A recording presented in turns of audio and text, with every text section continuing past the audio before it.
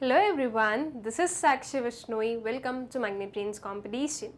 तो इस वीडियो में हम लोग देखेंगे हमारा जो एग्जाम है जैब, इसका जो पेपर 3 है legal and regulatory aspects of banking, इसका module A that is regulations and compliance का topic financial sector legislative reforms and financial sector development council. Basically इस पर्टिकुलर जो टॉपिक है इसमें हम लोग देखेंगे कि जो बैंकिंग सेक्टर है इसमें क्या रिफॉर्म्स किए गए over the period of time and वो रिफॉर्म्स क्यों किए गए, उनकी क्यों जो है ज़रूरत थी। एज अ बैंकर आप लोगों को एज अ बैंकर भी अगर मैं बोलूँ तो इनिशियली जब बैंकिंग सिस्टम स्टार्ट हुआ, बैंकिंग सेक्टर स्टार्ट हुआ हमारी कंट्री में, तो इनिशियली जो है वो कुछ अलग नॉर्म्स पे चलता था एंड वो डे बाय डे क्या हुआ है, रिफॉर्म्स हुए हैं उसमें चेंजेस हुए हैं। जैसे कि अगर हम लोग देखें तो पहले सिर्फ पब्लिक सेक्टर बैंक्स हुआ करती थी, देन उसके बाद में प्राइवेट सेक्टर बैंक्स को भी लेके आया गया। क्यों प्राइवेट सेक्टर बैंक्स को जो है एंटर करने दिया बैंकिंग सेक्टर में, उसके पीछे के क्या रीजंस हैं, तो वो सारी चीज़ों को हम लोग देखने वाले हैं। अब अगर मैं एक नॉर्मल बहुत ही क्लियरली मैं अगर इस पर्टिकुलर टॉपिक के बारे में बोलूँ तो ये टॉपिक आप लोगों के लिए बहुत ईजी होगा। रीज़न बीइंग कि ऑलरेडी आप लोग बैंकिंग सेक्टर में वर्क कर रहे हैं। Apart from the banking sector जो लेमैन है उसके लिए भी ये ईजी रहेगा, क्योंकि हमें एक ओवरऑल जो नॉलेज है, एक ओवरऑल जो सारी इंफॉर्मेशन है वो है। हमें पता है कि आज के डेट में प्राइवेट सेक्टर बैंक्स का होना क्यों ज़रूरी है। हमें ये पता है कि प्रीवियस जो टाइम्स थे तो उसमें हमारा जो पूरा बैंकिंग सेक्टर था वो कुछ अलग वे में वर्क करता था, आज कुछ अलग वे में वर्क कर रहा है। जो पब्लिक सेक्टर बैंक्स है वो भी बहुत ही इफेक्टिवली वर्क कर रही है। जो एनपीएज है वो अगर हम कुछ प्रीवियस ईयर्स की बात करें तो बहुत ज़्यादा होते थे एंड आज वही एनपीएज जो है वो कम हो गए हैं, उनका जो परसेंटेज है वो कम हो गया है। तो ये सब कुछ कैसे हुआ है, ये सब कुछ हुआ है वेरियस जो रिफॉर्म्स है उनकी वजह से, राइट। इसके अलावा जो है वेरियस कमिटीज़ हैं, वेरियस रिफॉर्म्स बनाए उन लोगों ने, तो अब उनमें से हम हर एक कमिटी के हर एक पर्टिकुलर नॉर्म को तो नहीं पढ़ेंगे, बट जहाँ पर जो चीज़ नेसेसरी है, जिस भी पर्टिकुलर काइंड ऑफ रिफॉर्म में जिस कमिटी की रिकमेंडेशन मानी गई है उस कमेटी की रिकमेंडेशन को हम लोग देखेंगे कि उन्होंने क्या रिकमेंड किया था और किस पर्टिकुलर कमेटी या काउंसिल ने रिकमेंड किया था, एंड अकॉर्डिंगली हमें जो है वही सारे नेम्स वगैरह याद रखने रहेंगे। यहाँ पर अगर मैं इस वीडियो की स्पेसिफिकली बात करूँ तो हम पढ़ रहे हैं लीगल एंड रेगुलेटरी एस्पेक्ट्स में, लेकिन इसमें जो है जो हमारे एक्ट और जो सेक्शंस वाला पार्ट है वो कम है। अपार्ट फ्रॉम दैट सारी चीज़ें लीगल एस्पेक्ट से ही है। जो हमारा लीगल एस्पेक्ट होता है वो सिर्फ एक्ट्स एंड सेक्शंस पर ही बेस्ड नहीं होता है, वो और भी चीज़ें हैं। तो बेसिकली इस पर्टिकुलर टॉपिक में आप लोगों को वो एक रिलीफ रहेगा कि आप लोगों को जो है various sections and various acts को जो है एकदम मेमोराइज करने की ज़रूरत नहीं रहेगी। एंड आपको एक और चीज़ करनी है जो कि आई गेस आप लोग अभी तक करते भी आ रहे हैं, कि आपको क्या करना है कि जो सारे हम लोग आगे जो सारे टॉपिक्स देखेंगे, इस पर्टिकुलर टॉपिक के अंदर जो सब टॉपिक्स देखेंगे उन्हें कनेक्ट करना है अपने प्रीवियस वाले जितने भी अपने जो टॉपिक्स है वो कंप्लीट हो चुके हैं उन्हें। जो आपका मॉड्यूल ए हो गया, मॉड्यूल बी हो गया, या चाहे वो पेपर 1 हो गया, पेपर 2 हो गया, ठीक है। ये सारी चीज़ें क्या करना है, आपको कनेक्ट करना है, क्योंकि कहीं ना कहीं ये सब कुछ एक दूसरे से कनेक्टेड है। एज अ बैंकर आप लोग डेली में जो है वेरियस काइंड ऑफ आपके वर्क करते हैं, आप लोगों को पता है कि ये जो है सारी चीज़ें क्या है, एक दूसरे से कनेक्टेड है। आप वेरियस जो है प्रोविजंस एंड नॉर्म्स के अकॉर्डिंग वर्क करते हैं, कुछ है बेसल नॉर्म्स के अकॉर्डिंग आप ये वर्क कर रहे हैं, या जो है मॉनेटरी कमिटी ने जो है या मॉनेटरी जो पॉलिसी है उसके अकॉर्डिंग ये रेपो रेट है या बैंक रेट है। तो बस वही सारी चीज़ है कि क्यों जो है इन सारी चीज़ों को अप्लाई करना होता है और क्यों जो है चेंजेस किए गए, उन्हीं सारी चीज़ों को जो है हम लोग यहाँ से समझने वाले हैं। अब अगर देखा जाए तो ये सब कुछ जो है बहुत ही थ्योरेटिकल है, बट हमारे exam we know it is a purely MCQ based exam, objective kind आता है, तो हमें जो है थ्योरीज पर तो फोकस करना नहीं है, बट एक अंडरस्टैंडिंग प्रॉपर होनी चाहिए, ताकि इफ अगर कोई स्टेटमेंट फॉर्म में हमारे पास में आ जाए कोई भी पर्टिकुलर क्वेश्चन तो आप लोग उसे बहुत ही ईजिली जो है सॉल्व कर पाओ। तब स्टार्ट करते हैं हम लोग अपने जो वेरियस रिफॉर्म्स हैं उनके साथ में। सबसे पहले जो है हमारा जो बैंकिंग सेक्टर रिफॉर्म है, दैट इज़ पूरा का पूरा जो बैंकिंग सेक्टर है उसे रिफॉर्म किया गया, उसमें जो है चेंजेस किए गए जहाँ पर जो ज़रूरत थे, तो उनकी क्या ज़रूरत थी और उसके पीछे के ऑब्जेक्टिव्स क्या थे, उन चीज़ों को हम लोग समझ लेते हैं। So the main objective of the banking sector reforms was to promote a diversified, efficient and competitive financial system with the ultimate goal of improving the allocative efficiency of resources through operational flexibility, improved financial viability and institutional strengthening. In the nutshell, the reforms can be of, जो reforms है वो इनमें से किसी particular objective या reason की वजह से हुए। That is competition enhancing measures. ठीक है, किस वे से किया गया, जो मेजर्स लिए गए उसमें फर्स्ट वाला है कॉम्पिटिशन एनहांसिंग मेजर। अभी हम जो है वन बाय वन इन सारे जो हमारे 6 जो हमारे पॉलिसीज हैं जो कि इन रिफॉर्म्स में अंडरटेक की गई है, इन सभी चीजों को, इन सारे मेजर्स को जो है हम लोग अच्छे से पढ़ने वाले हैं। Measures enhancing role of market forces, then prudential measures, institutional and legal measures, supervisory measures and technology related measures. All right, now हम लोग जो है इन्हें वन बाय वन देख लेते हैं कि हर एक काइंड ऑफ मेजर में क्या चीजें अंडरटेक की गई, क्या वेरियस प्रोविजंस और नॉर्म्स को अंडरटेक किया गया है। सबसे पहले आता है कंपटीशन एनहांसिंग मेजर। ना एक जो जनरल अंडरस्टैंडिंग है हम सभी लोगों की, जो कि बिल्कुल सही भी है, कि जब तक कंपटीशन नहीं है तब तक ग्रोथ पॉसिबल नहीं है। जब तक कोई कॉम्पिटिटिव जो है एस्पेक्ट नहीं रहेगा तो एक पर्सन भी ग्रो नहीं कर सकता, सेम वे में एक इंडस्ट्री भी ग्रो नहीं कर सकती है। सो कंपटीशन का होना बहुत जरूरी है। अब अगर हम इनिशियल स्टेजेस में देखें या हमारे इंडिपेंडेंस के इनिशियल जो है ईयर्स में देखें, तो मोस्टली जो बैंक्स थी वो क्या थी, पब्लिक सेक्टर बैंक्स थी, राइट। यहां पर जो है प्राइवेट सेक्टर बैंक्स का जो रोल था वो एकदम हम नेग्लिजिबल ही मानेंगे। उसके बाद में नेशनलाइजेशन हुआ था बैंक्स का, उसमें भी क्या किया गया था, उसमें भी जो है वेरियस बैंक्स को अमेलगमेट करके, मर्ज करके और उन्हें पब्लिक सेक्टर बैंक्स बनाया गया था, राइट। जो प्राइवेट सेक्टर बैंक्स थी उन्हें भी पब्लिक सेक्टर बैंक्स बनाया गया था।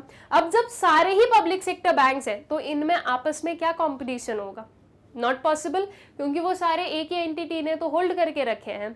तो वहां पर जो है ग्रोथ, वहां पर जो इनोवेशन और भी जो एफिशिएंसी वाली चीज आ जाती है, तो ये सारी चीजें पॉसिबल हो ही नहीं सकती। इसलिए जो है सबसे पहला स्टेप क्या लिया गया रिफॉर्म्स में, कंपटीशन एनहांस किया जाए। अब कंपटीशन कैसे एनहांस किया जाएगा, इस पर्टिकुलर जो है सेक्टर में प्राइवेट सेक्टर को एंट्री दी जाए।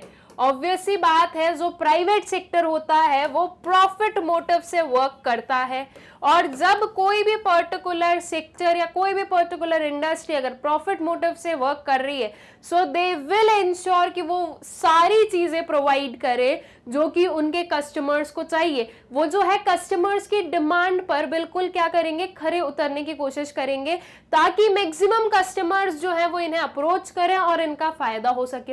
अब अकॉर्डिंगली अगर सारे कस्टमर्स इन प्राइवेट बैंक में चले जाएंगे तो पीएसबीज में कौन जाएगा, क्योंकि वो उतनी डेवलप नहीं है ना। तो इसीलिए क्या किया गया, इसीलिए प्राइवेट सेक्टर को लेके आया गया, ताकि इनकी वजह से जो जो पब्लिक सेक्टर बैंक्स है ये भी क्या हो पाएंगी, ये भी जो है डेवलप हो पाएंगी। साथ ही साथ अगर सिर्फ और सिर्फ पब्लिक सेक्टर बैंक्स जो है वो अगर वर्क करेंगी तो इतना टेक्नोलॉजिकल एडवांसमेंट, इतने इनोवेशंस जो है वो नहीं हो पाते हैं। इसीलिए जो है प्राइवेट सेक्टर का होना जरूरी है।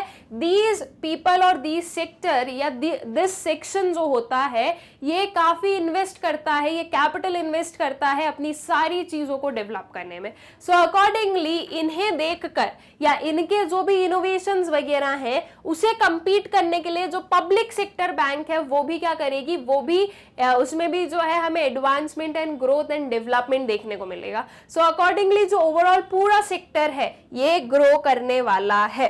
ऑल राइट, सो एक बहुत ही जो है क्लियरली और पूरा जो ब्रीफली है मैंने बता दिया आप लोगों को कि कंपटीशन एनहांसिंग मेजर्स क्यों जरूरी थे और कंपटीशन एनहांसिंग मेजर्स से क्या जो है फायदा हो सकता है। अब एक बार जो है हम ये सारी चीजें रीड कर लेते हैं ताकि जो स्पेसिफिक टर्म्स हैं, कोई नॉर्म्स है अगर या कोई पॉलिसीज वगैरह है तो वो हमें पता रहे। ठीक है, So granting of operational autonomy to public sector banks, reduction of public ownership in public sector banks by allowing them to raise capital from equity market up to 49% of paid up capital. ठीक है, अब जो है private sector banks की यहाँ पर हम ना भी बात करें तो जो पब्लिक सेक्टर बैंक्स है उनमें खुद में क्या किया गया, उन्हें जो है ये ऑटोनॉमी दी गई कि वो 49% जो है 49% ऑफ शेयर्स जो है ये जनरल पब्लिक को दे सकते हैं।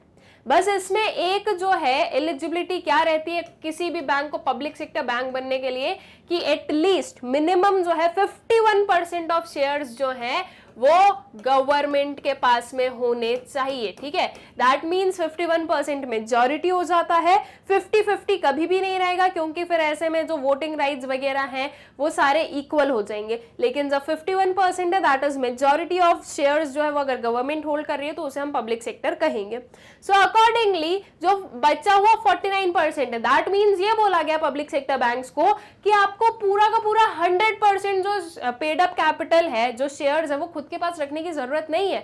आप 49% जो है उसमें से उसे सेल आउट कर सकते हो, उसमें जो है इन्वेस्टमेंट डिमांड कर सकते हो, ताकि जो 49% जो खरीदेंगे लोग या 49% जो भी इंस्टीट्यूशन, जो भी इंडस्ट्री या जो भी पर्सन उसे परचेज करने वाला है वो अपने साथ में क्या लाएंगे, अपने माइंड्स, राइट, अपनी जो टेक्निक्स है, अपनी जो स्किल्स है वो लेकर आएंगे, जिसकी वजह से जो पब्लिक सेक्टर बैंक्स है वो ग्रो कर पाएंगी। ठीक है, transparent norms for entry of Indian private sector. ठीक है, यही चीज कि प्राइवेट सेक्टर की क्या करो, एंट्री करवाओ, सिर्फ प्राइवेट सेक्टर की ही नहीं जो फॉरेन सेक्टर है उसकी भी एंट्री करवाओ, and joint venture banks and insurance companies permission for foreign investment in the financial sector in the form of foreign direct investment as well as portfolio investment, permission to banks to diversify product portfolio and business activities। ठीक है, so apart from this जो है private sector का जो है entry, उसके बाद में फॉरेन सेक्टर की भी एंट्री या फिर जो भी जॉइंट वेंचर्स वगैरह हैं तो वो भी एंटर कर सकते हैं, साथ ही साथ इंश्योरेंस कंपनीज वगैरह। तो यहाँ पर जो है कंपटीशन का लेवल और बढ़ेगा और जो है ज्यादा अच्छी ग्रोथ इन डेवलपमेंट हो सकेगी and according to the needs of customer जो है चीजें हो पाएगी। ठीक है, roadmap for presence of foreign banks and guidelines for mergers and amalgamation of private sector banks and NBFCs। ठीक है, that is non banking financial companies. So जो है एक रोड मैप बनाना कि जो फॉरेन बैंक्स हैं उनका प्रेजेंस, फॉरेन बैंक्स जो है वो कैसे वर्क करने वाली है, सारी जो है गाइडलाइंस वगैरह होना, फॉरेन बैंक्स के लिए क्या पर्टिकुलर एलिजिबिलिटी क्राइटेरिया रहेंगे, ये सब कुछ। उसके अलावा जो है guidelines banana for the mergers and amalgamation, किसी भी प्राइवेट सेक्टर बैंक का आपस में या जो है किसी भी private sector and foreign bank का या कोई भी बैंक या एनबीएफसी का जो है अगर कोई मर्जर एंड एक्विजिशन है तो उस पर जो है गाइडलाइंस वगैरह फ्रेम करना, ये भी हमारे कंपटीशन एनहांसिंग मेजर के अंडर ही आएंगे। Now foreign banks are permitted to operate in India through any one of the three channels। ठीक है, जो फॉरेन बैंक्स हैं वो इन 3 चैनल्स में से किसी भी वे में जो है इंडिया में वर्क कर सकती है। First one is as branches of foreign banks. Simple है कि कोई भी एक फॉरेन बैंक है जिसके हेडक्वार्टर किसी दूसरी कंट्री में है एंड उसकी ब्रांचेस जो है हमारी कंट्री में है, तो इस वे से फॉरेन बैंक जो है वो वर्क कर सकती है। A wholly owned subsidiary of the foreign bank. ठीक है, फॉरेन बैंक की कोई सब्सिडरी भी हो सकती है वो, लेकिन वो फुली ओन्ड सब्सिडरी होनी चाहिए। ठीक है, a subsidiary with aggregate foreign investment up to maximum 74% of the paid up capital। कोई भी सब्सिडरी जिसमें ओवरऑल टोटल जो पेड अप कैपिटल है उसका मैक्सिमम 74% ऑफ शेयर्स जो है वो फॉरेन इन्वेस्टमेंट का हो। ठीक है, तो उसे भी जो है फॉरेन बैंक कंसिडर किया जा सकता है। The above measures are expected to facilitate setting up of subsidiaries by foreign banks. Besides fostering competition among banks, they have also increased transparency and disclosure standards to reach the international standards, ठीक है। Apart from हमारे जो standards हैं, international standard को match करने के लिए जो है, जो ट्रांसपेरेंसी है, जो डिस्क्लोजर है, ये सारा चीज जो है ये बढ़ाई गई, ताकि हमारी जो बैंकिंग सेक्टर है, हमारा जो फाइनेंशियल सेक्टर है, वो इंटरनेशनल स्टैंडर्ड्स पर भी वर्क कर सके, ठीक है। एंड जो प्रॉफिट है वो पूरा जो है इंटरनेशनल लेवल से भी ले सके। उसके बाद में licensing of banks in private sector और पार्ट डिवेस्टमेंट इन पीएसबीज, ठीक है। जो है प्राइवेट सेक्टर की जो बैंक्स है उनका लाइसेंस वगैरह देना, या फिर जो है पार्ट डिसइन्वेस्टमेंट करना पीएसबीज में। After nationalization of 14 large banks in 1969, it was recognized that there is an urgent need for introducing greater competition in the Indian money market, which could lead to high efficiency of the financial system. After nationalization ये चीज जो है ये realize की गई कि जो private sector है उसे एंटर करवाना बहुत ही ज्यादा क्या है, जरूरी है, क्योंकि इसकी वजह से जो है स्ट्रॉन्ग बैंक्स जो है वो आ सकेंगी, एंड जो मोर प्रॉफिटेबल जो फाइनेंशियल मेजर्स हैं, जो फाइनेंशियल नीड है, जो हेल्प है, जो सर्विसेज हैं, ये सारे लोगों को जो है प्रोवाइड की जा सकेगी। So accordingly, private sector banks such as HDFC, Corporation Bank, ICICI Bank, UTI Bank, IDBI Bank and some others have been set up. और इसी के चलते हुए ये जो प्राइवेट बैंक्स जो कि आज की डेट में बहुत ही कॉमन हो चुकी है हमारे लिए, ये सारी जो है ये सेटअप की गई। Then migration to CBS, all right. Then introducing VRS, that is voluntary retirement scheme. Basically इस पर्टिकुलर स्कीम में क्या हुआ था, इस पर्टिकुलर स्कीम में ये बताया गया या ये बोला गया कि इफ अ पर्सन वॉन्ट्स कि वो जो है रिटायर होना चाहता है before his actual retiring date, और एक्चुअल रिटायरिंग जो भी उसका पीरियड है, जो एज है, अगर उसके पहले वो पर्सन वॉलेंटरीली रिटायर होना चाहते हैं तो वो हो सकते हैं। This is voluntary retirement scheme, ठीक है। ये कौन से ईयर में, 2001 में जो है इंट्रोड्यूस की गई थी। Resultant by the year 2008, banks' balance sheet were much stronger or growth was strong. NPAs had come down from the peak of around 12% to slightly over 2%. तो जो है इन सारी चीज़ों की वजह से या ऐसे कुछ नॉर्म्स की वजह से जो है जो रिजल्ट्स हैं वो 2008 से देखने को मिल गए हैं। जो बैंक्स की बैलेंस शीट है वो ज़्यादा अच्छी, ज़्यादा स्ट्रॉन्गर बन रही है, ग्रोथ जो है वो स्ट्रॉन्ग है। साथ ही साथ जो NPAs है वो कुछ प्रीवियस ईयर्स या प्रीवियस डिकेड्स की बात करें तो वो कुछ 12% होते थे, और अब वो चीज कहां पर आ चुकी है, 2% तक आ चुकी है, ठीक है। तो इस वजह से जो है ये सारे जो रिफॉर्म्स वगैरह थे या ये जो कंपटीशन को एनहांस करने का रिफॉर्म था उसने हेल्प किया इसे, ठीक है। Then comes the second one reform, that is measures enhancing role of market forces. जो मार्केट फोर्सेस हैं इसके रोल को एनहांस करने के लिए जो मेजर्स लिए गए। Now, sharp reduction in preemption through reserves requirement, market determined pricing for government securities, disbanding of administered interest rates with a few exceptions, and enhanced transparency and disclosure norms to facilitate market discipline. अब market forces basically होते क्या हैं? अगर बिल्कुल जो है हम लोग नॉर्मली देखें तो market forces are basically demand and supply, और ये आप लोगों ने जो है आपकी जो स्कूल टाइम्स है, जो कॉलेज टाइम्स है, उनमें हम आप लोगों ने देखा भी होगा कि जब मार्केट फोर्सेस इक्वल हो जाते हैं, that means at a time जब डिमांड और सप्लाई इक्वल हो जाते हैं तो उस पर्टिकुलर प्लेस पर या उस पर्टिकुलर पॉइंट पर जो भी प्राइस चल रहा होता है जिस भी पर्टिकुलर कमोडिटी का, उसे हम क्या मानते हैं, उसे हम इक्विलिब्रियम प्राइस मानते हैं, एंड वही प्राइस जो है वो सेट किया जाता है। ये सारी चीजें हम लोगों ने जो है थ्योरेटिकली ऑलरेडी पढ़ के रखी है। सो अकॉर्डिंगली जो वेरियस मेजर्स लिए गए for enhancing the role of market forces वो कुछ ऐसे ही थे कि जो डिमांड एंड सप्लाई है उन्हें जो है मार्केट फोर्सेस से मैच करने दो। यहाँ पर ये बोला गया कि जैसे कि गवर्नमेंट सिक्योरिटीज अगर हम लोग ले ले तो गवर्नमेंट सिक्योरिटीज के जो प्राइजेस हैं ये गवर्नमेंट या RBI डिटरमाइन नहीं करेगी, ये कौन डिटरमाइन करेगा, मार्केट। एंड मार्केट कैसे डिटरमाइन करेगा, तो उसकी कितनी सप्लाई है और उसकी कितनी डिमांड है, इस हिसाब से जो है जो प्राइसेस है वो डिटरमाइन किए जाएंगे। ठीक है, सो अकॉर्डिंगली जो है ये जो मार्केट फोर्सेस के मेजर्स हैं इसे एनहांस किया गया, एंड जहां पर पॉसिबल है वहां पर जो है ये जो वेरियस मेजर्स हैं या जो ये वेरियस चीजें हैं ये सब कुछ जो है मार्केट फोर्सेस से डिटरमाइन की गई। लेकिन देयर आर प्लेसेस या देयर आर सेक्शंस जो कि आरबीआई के या गवर्नमेंट के कंट्रोल के अंदर ही रखना है, तो उसे जो है उन्हीं के अंडर रखा गया, उसे मार्केट फोर्सेस के लिए जो है नहीं लीव आउट किया गया। ठीक है, introduction of pure interbank call money market, auction based repos, reserve repos for short term liquidity management, facilitation of improved payments and settlement mechanism।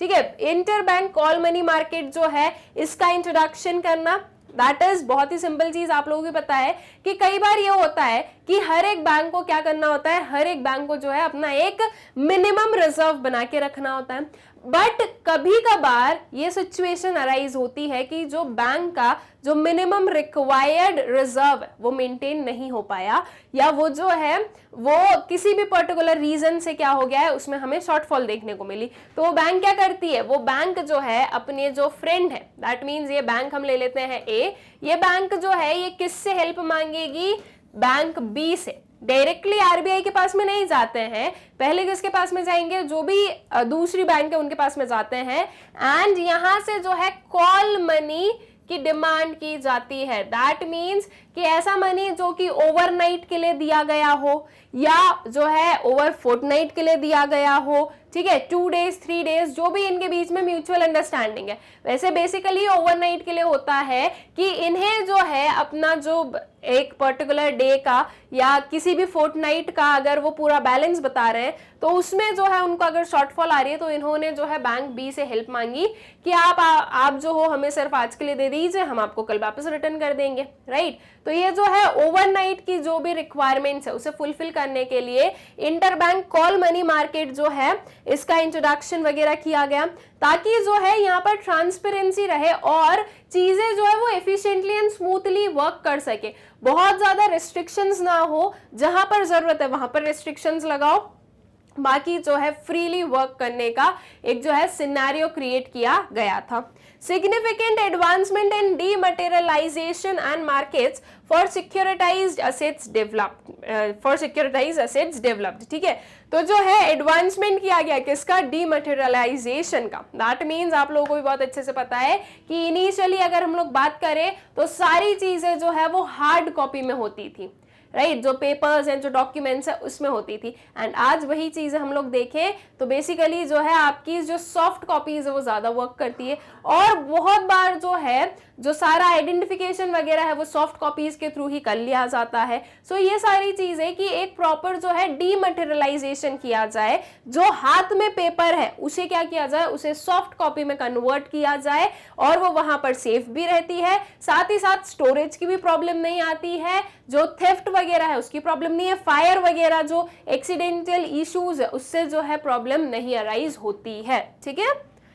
Then prudential measures, next वाले मेजर्स पर हम लोग आए तो that would be prudential measures. So introduction and phrased implementation of international best practices and norms on risk weighted capital adequacy requirement, accounting, income recognition, provisioning and एक्सप्लोजर।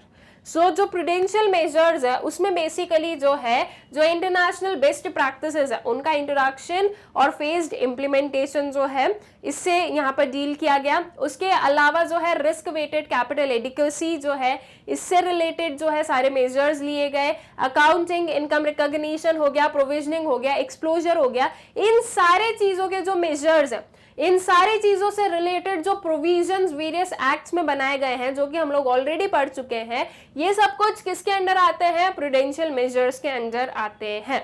Alright, यहां से जो है आपको यही चीजें जो है याद रखना है कि अच्छा प्रूडेंशियल मेजर्स में क्या क्या चीजें आने वाली है, कंपटीशन वाले में क्या क्या चीजें आने वाली है, इस वजह से वेरियस मेजर्स में क्या पर्टिकुलर जो है मेजर लिए गए हैं वो आप लोगों को पता होना चाहिए। So the statutory liquidity ratio, that is SLR, which was 38.5% in 1991-92, was brought down to some 28% in 5 years. ठीक है, अगर हम बात करें 1991-92 की, तो जो SLR था वो 38.5% होता है. SLR that is the reserve जो कि एक बैंक को खुद ही के पास में रखना होता है, खुद ही के साथ में रखना होता है of the net demand and time liabilities. तो जितनी भी total demand and time liabilities है उसका 38.5% जो है वो एज अ रिजर्व बैंक को पहले अपने पास रखना पड़ता था. तो उनके पास में जो मनी लेंड करने का प्रोविजन है, या फिर हम ये बोले कि उनके पास में जो अब बचा हुआ मनी था, जो लेफ्ट ओवर मनी है जो कि वो लेंड कर सकते हैं, वो काफी कम है, राइट.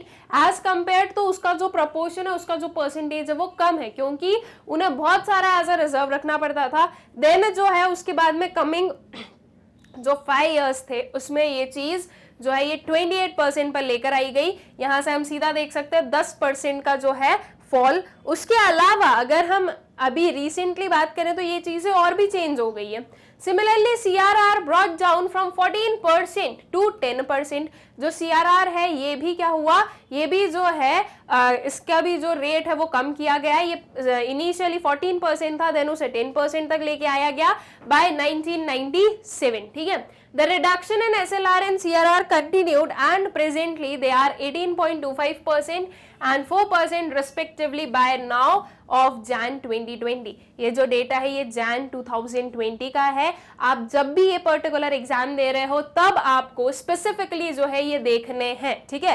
एज अ बैंकर या फिर हम ये बोले कि as a candidate of the exam जैब, आप लोगों को बहुत ही अच्छे से पता होना चाहिए ये सारी चीजें कि करंट में CRR कितना चल रहा है, SLR कितना चल रहा है, बैंक रेट कितना है, रेपो रेट कितना है.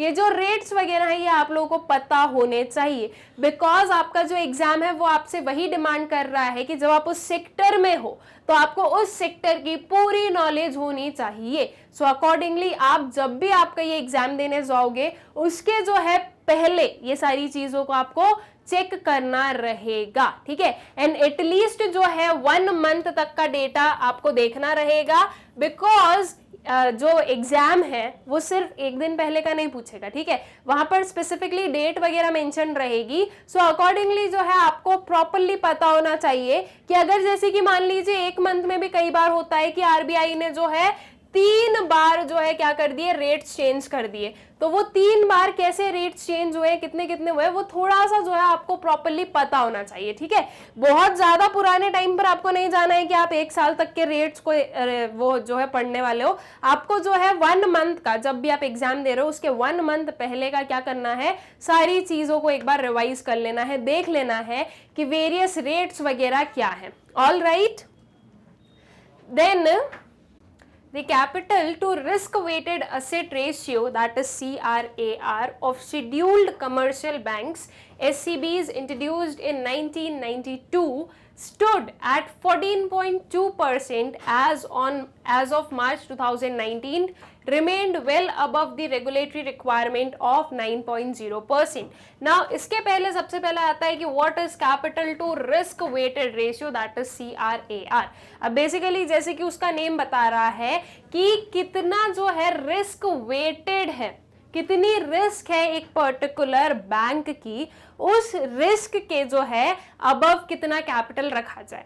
अब ये बेसिकली ये पर्टिकुलर रेशियो क्यों मेंटेन करके रखा गया, ताकि अगर इफ इन एनी केस अगर बैंक को कोई भी काइंड ऑफ लॉस होता है, अब ऑब्वियस सी बात है एक बैंक का जो डेली का वर्क है वो क्या है, डिपॉजिट्स को एक्सेप्ट करना है, लोन्स ग्रांट करना. लोन्स ग्रांट करना बाय इन एनी केस जिससे लोन दिया गया है, अगर वो डिफॉल्ट हो जाए, अगर वो जो है NPA बन जाए वो पर्टिकुलर लोन, उसका मनी वापस ना आ पाए, तो वो जो लॉस है वो भारी ना रहे या वो जो लॉस है वो बहुत ज्यादा ना लगे किसी भी बैंक को. इसके लिए क्या किया गया है, capital to risk weighted asset ratios जो है ये देखे जाते हैं. दैट मीन्स कि जितना रिस्क वेटेड है, जितने भी रिस्क वेटेड असेट्स हैं उसके अबव कितना कैपिटल रखना है. ठीक है. और जो है इनका जो रेशियो वो कितना होना चाहिए, ये चीज जो है ये डिटरमाइन की जाती है by capital to risk asset ratios. तो अगर हम 2019 की बात करें तो तब जो है जो आपका 14.2%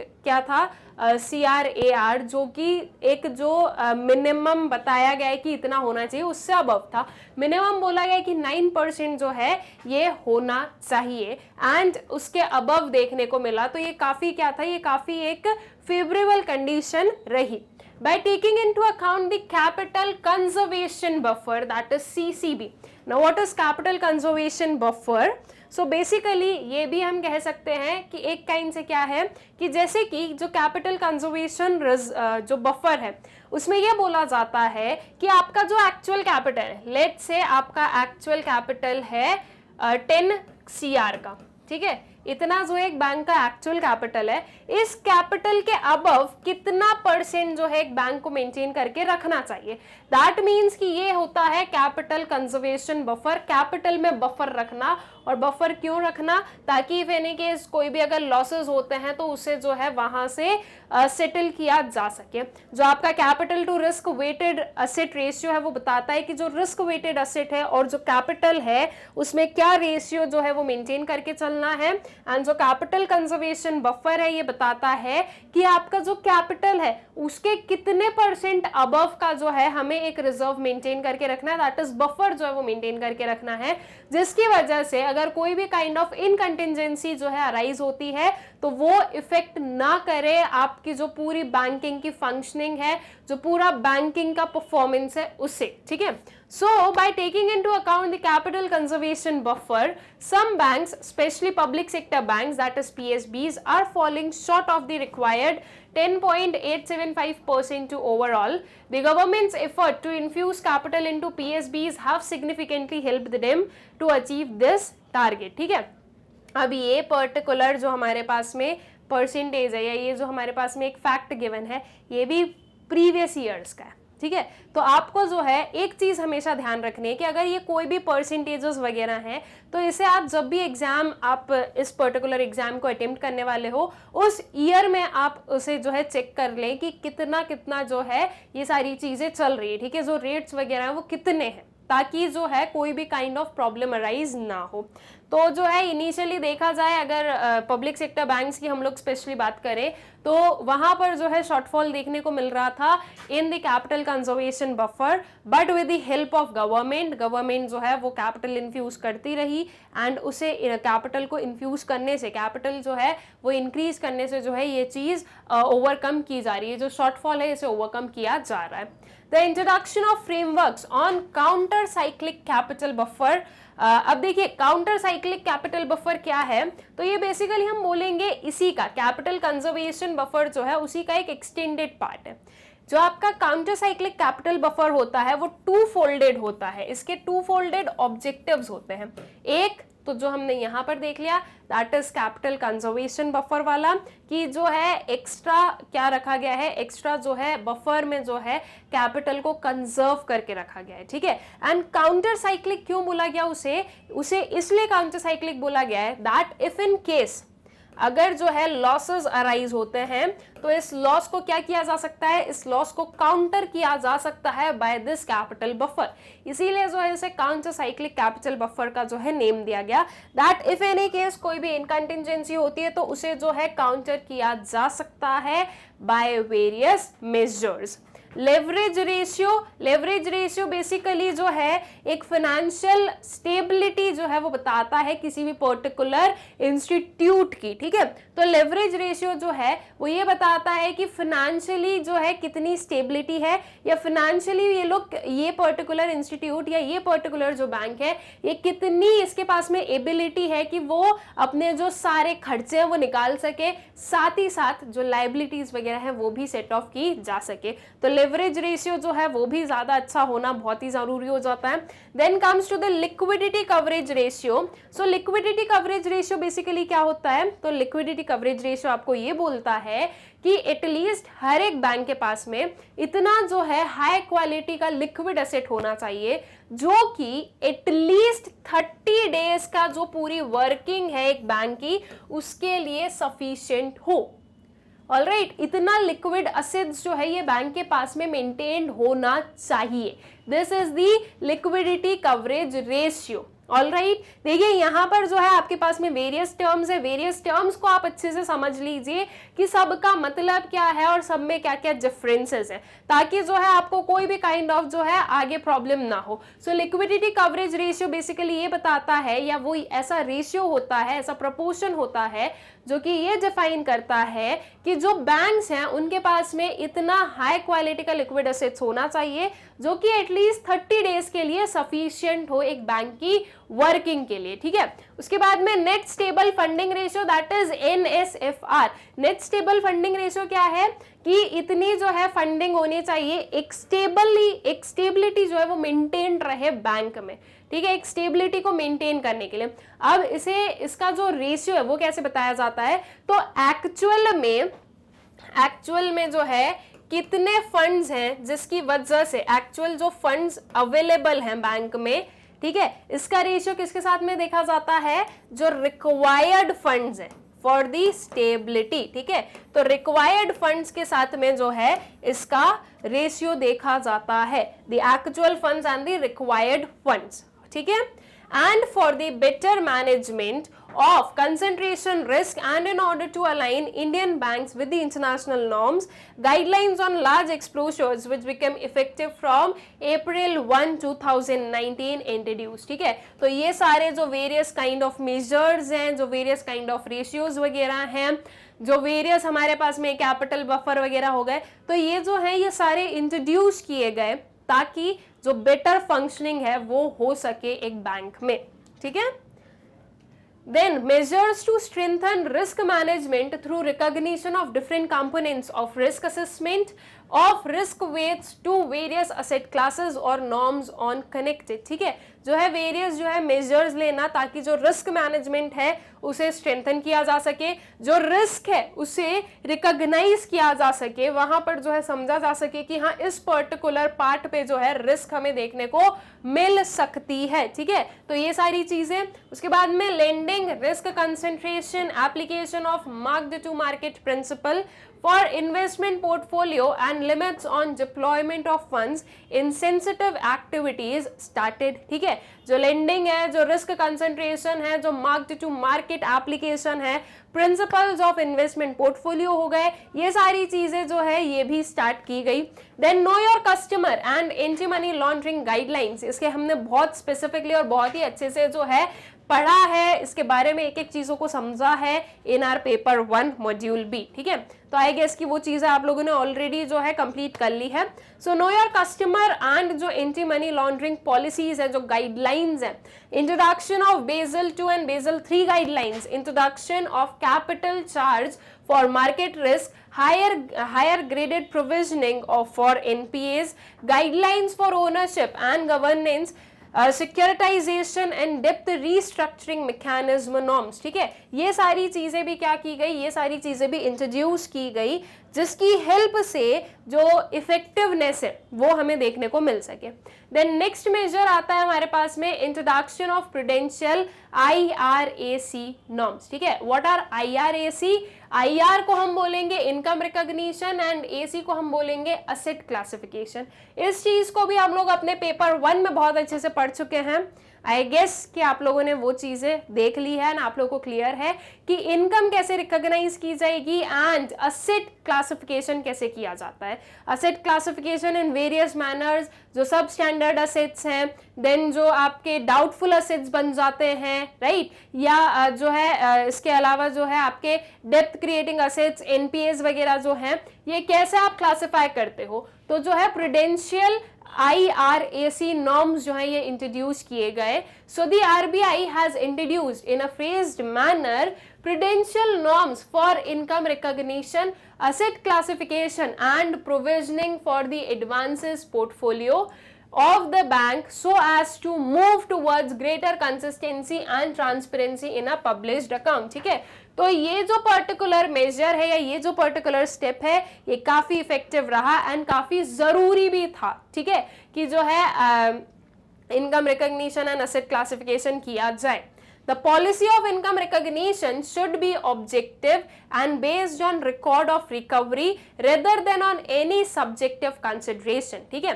जो भी पॉलिसी है इनकम रिकॉग्निशन की वो ऑब्जेक्टिव काइंड की होनी चाहिए, सब्जेक्टिव नहीं होनी चाहिए। दैट मीन्स कि यहाँ पर कोई भी काइंड ऑफ पार्शियलिटी या किसी एक पर्टिकुलर जो है किसी बैंक के लिए कुछ अलग हो गई, किसी बैंक के लिए कुछ अलग हो गई, ये नहीं होना चाहिए, सब्जेक्टिव नहीं होनी चाहिए वो। That has to be objective, सभी के लिए क्या रहे, इक्वल रहे, ठीक है। Banks are directed by RBI to ensure that while granting loans and advances, realistic repayment schedules should be fixed on the basis of cash flows with borrowers, ठीक है। जब भी एडवांसेस दिए जाएं तब आरबीआई गाइड करती है, या आरबीआई की ये गाइडलाइंस रहती है, हमेशा आरबीआई बोलती है, और पहले से ही जो है ये सारी चीजें उन्होंने बता के रखी है कि जब भी आप लोन्स वगैरह ग्रांट करो किसी भी पर्टिकुलर पर्सन को, तो एक रियलिस्टिक जो रीपेमेंट शेड्यूल है ये फिक्स होना चाहिए। किसके बेसिस पर, cash flows of the with the borrower के बेसिस पर। रियलिस्टिक रखो, ऐसा नहीं कि आप कुछ भी बोल रहे हो। जैसे कि मान लो किसी एक पर्सन ने जो है 1 CR का क्या लिया है, लोन लिया है, एंड आप बोल रहे हो कि वो एवरी मंथ, ठीक है, एवरी मंथ जो है वो आपको 25 लाख का पेमेंट करेगा।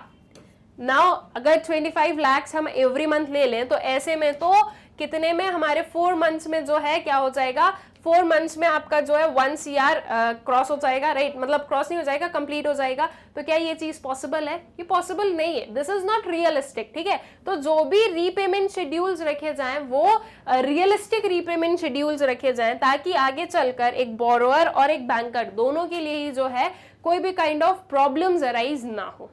Then comes deregulation of credit processes and interest rate structures. So the structure of administered rates has been at most totally done away within a phased manner under reforms. RBI no longer prescribed interest rate on fixed or time deposits paid by their banks to their depositors. Banks have also been freed from any prescribed conditions of premature withdrawal by depositors. Currently, there is a prescribed rate of 3.5% for saving banks rate, lending rates of interest for different categories which were earlier, ठीक है। So जो है various जो interest rates हैं उन्हें deregulate किया गया। हर एक जो बैंक है वो अपने कस्टमर्स के लिए क्या कर सकते हैं, जो इंटरेस्ट रेट है वो साइन कर सकते हैं, डिसाइड कर सकते हैं। आरबीआई उसमें क्या कर रही है, आरबीआई ने एक बाल लगा दिया, मिनिमम मैक्सिमम बता दिया कि देखो यार इतना तो दो आप, ठीक है। और ऑब्वियस सी बात है कि जो अब एक अगर कॉम्पिटिटिव मार्केट में अगर कोई भी वर्क कर रहा है तो हर एक जो बैंक है वो यही सोचेगा कि हम ज्यादा कस्टमर्स को अट्रैक्ट करें। तो ज्यादा कस्टमर्स अट्रैक्ट तभी होंगे जब प्रॉपर इंटरेस्ट रेट है। ऐसे इंटरेस्ट रेट जो कि उन्हें लग रहा है कि नहीं ये दूसरा बैंक हमें प्रोवाइड नहीं कर रहा है, ठीक है, तो जो इंटरेस्ट रेट वगैरह है इन्हें डीरेगुलेट किया गया ताकि जो वेरियस बैंक्स हैं वो अपने अकॉर्डिंग क्या कर सके, वो अपने अकॉर्डिंग जो है वेरियस मेजर्स वगैरह प्रोवाइड कर सके, ठीक है।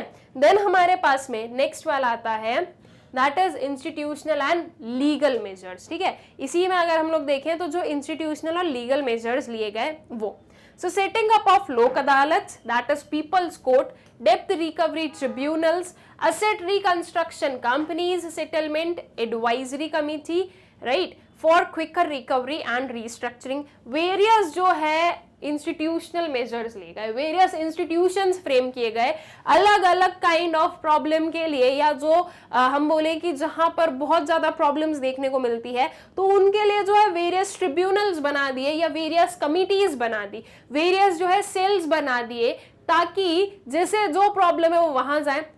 यूजुअली जो है हर एक बैंक में एक ग्रीवेंस रिड्रेसल सेल होता है, जहां पर अगर किसी पर्सन को कोई भी ग्रीवेंसेस है तो वो जाकर क्या कर सकते हैं, उस पर्टिकुलर सेल में रजिस्टर करवा सकते हैं एंड उस पर जो है प्रॉम्प्ट एक्शंस लिए जाते हैं।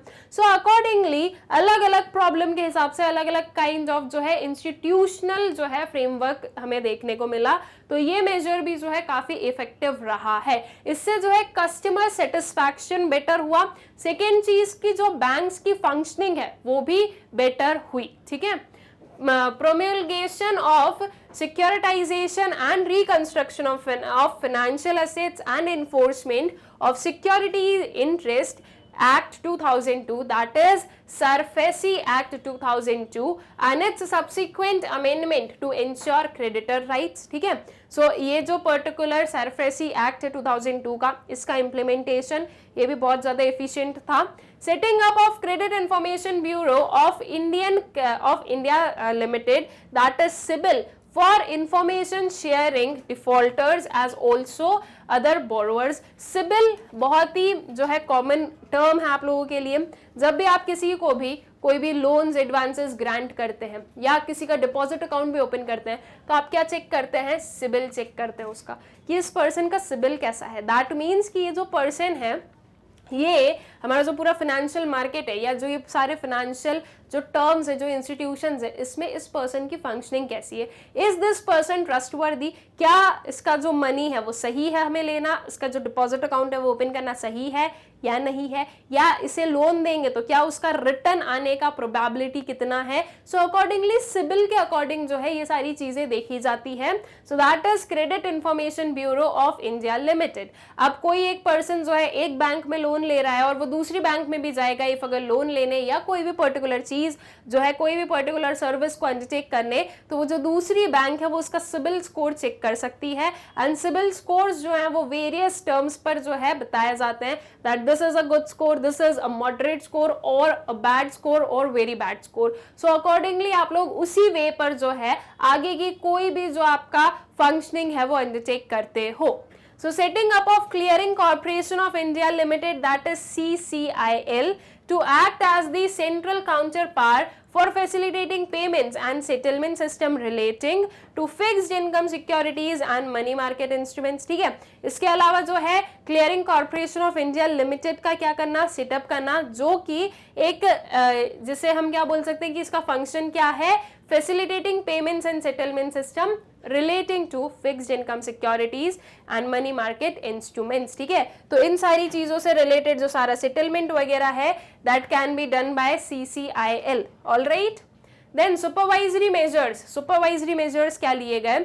So establishment of a board of financial supervision as the apex supervisory authority for commercial banks, financial institutions and NBFCs। ठीक है, जो प्रॉपर जो है एक सुपरवाइजर या हम बोले कि बोर्ड ऑफ फाइनेंशियल सुपरवाइजर्स को सेटअप करना, स्टैब्लिश करना, ताकि प्रॉपर जब सुपरविजन रहेगा तो प्रॉपर फंक्शनिंग होगी। एंड अगर किसी को कोई भी प्रॉब्लम है तो वो एक्सपर्ट से क्या कर सकते हैं, एक्सपर्ट से कंसल्ट कर सकते हैं, अकॉर्डिंगली वर्क कर सकते हैं। इसके लिए जो है सुपरविजन बहुत ही ज्यादा जरूरी है। ठीक है, सो जो है वेरियस सुपरवाइजरी अथॉरिटीज जो है कमर्शियल बैंक्स के लिए वो सेटअप करना, फाइनेंशियल इंस्टीट्यूशंस और एनबीएफसीज के लिए। ठीक है, introduction of CAMELS supervisory rating system, move towards risk-based supervision, consolidated supervision of financial conglomerates, strengthening of offsite surveillance through control returns। ठीक है, सो जो है कैमल सुपरवाइजरी रेटिंग सिस्टम का introduction,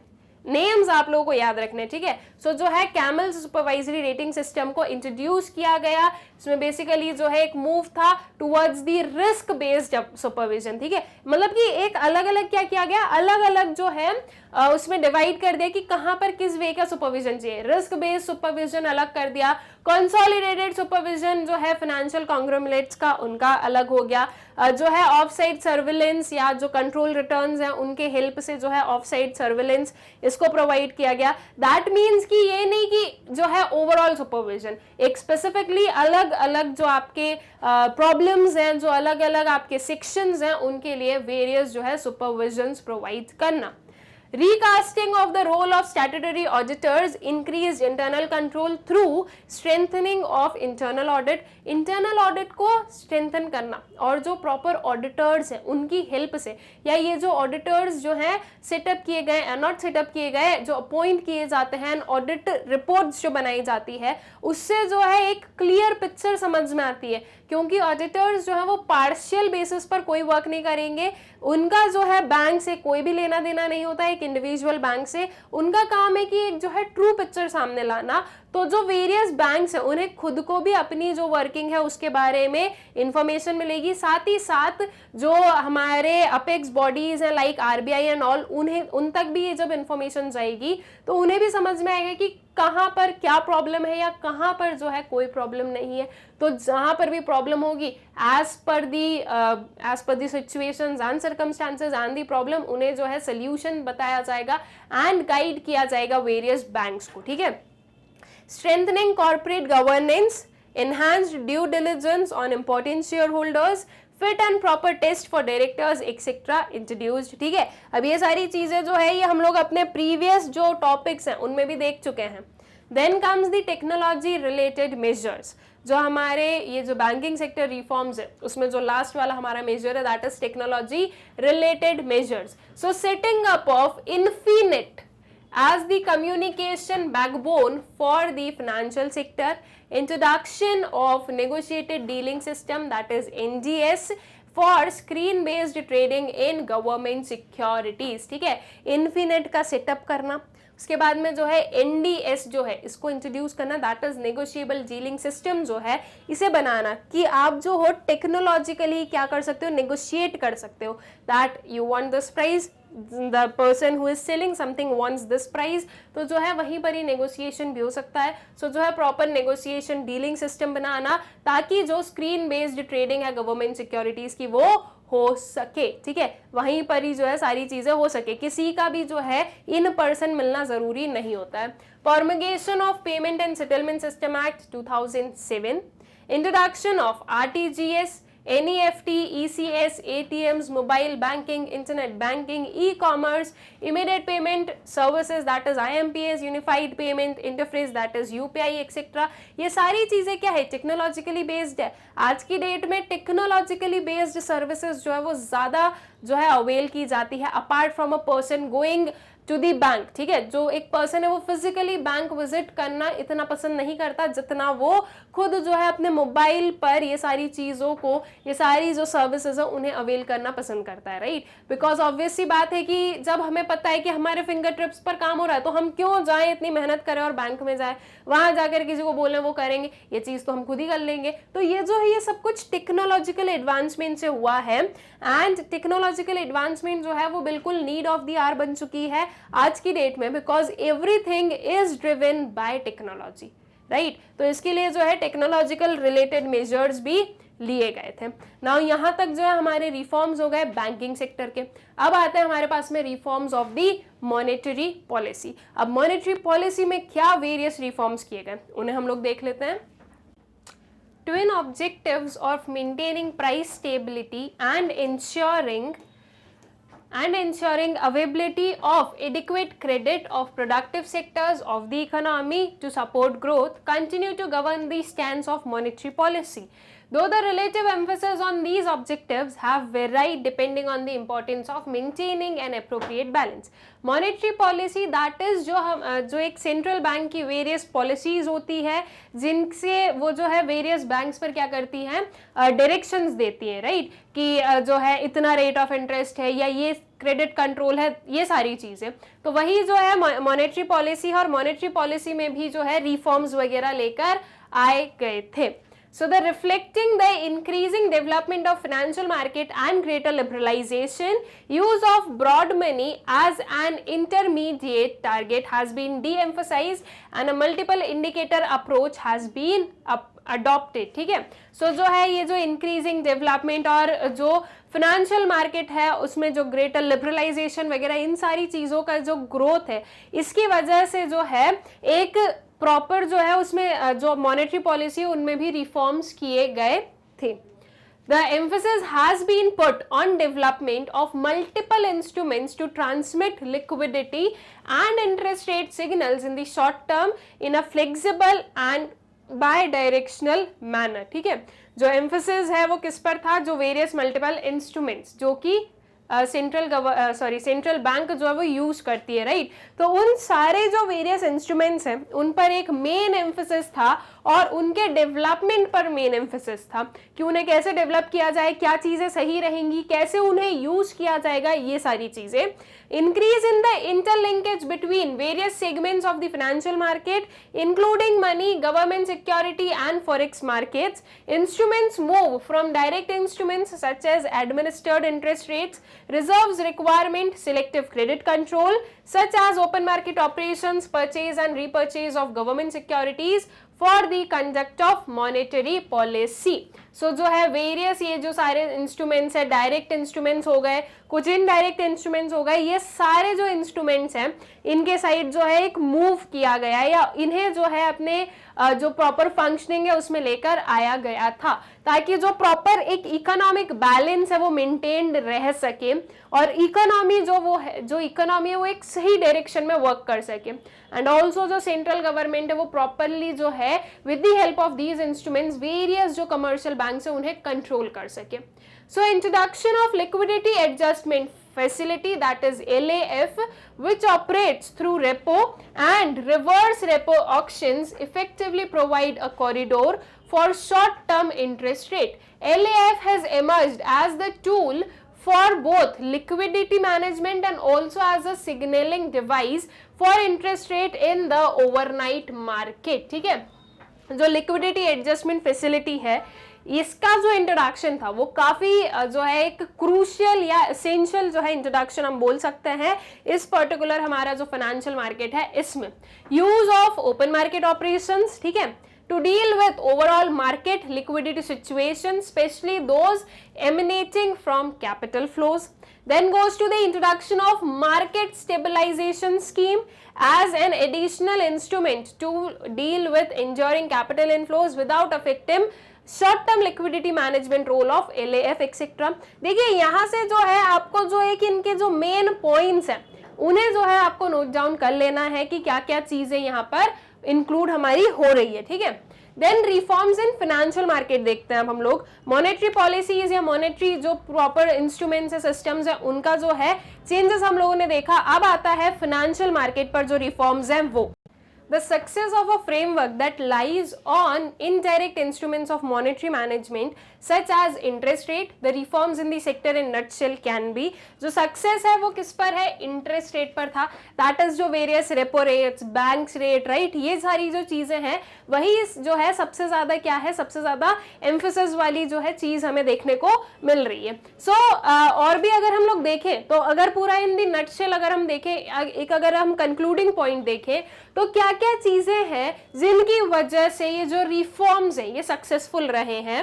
so migration of money market activity from the collateralized call money segment to the collateralized market, repo and collateralized borrowing and lending obligations, that is CBLO markets.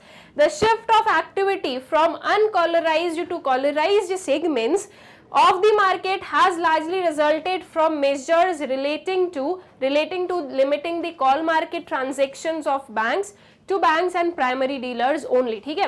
तो ये जो है कि कॉलराइज्ड अनकॉलराइज्ड section से जो कॉलराइज्ड market में जो शिफ्ट है that has helped, या वो जो पर्टिकुलर रिफॉर्म है वो काफी जो है सक्सेसफुल रहा था।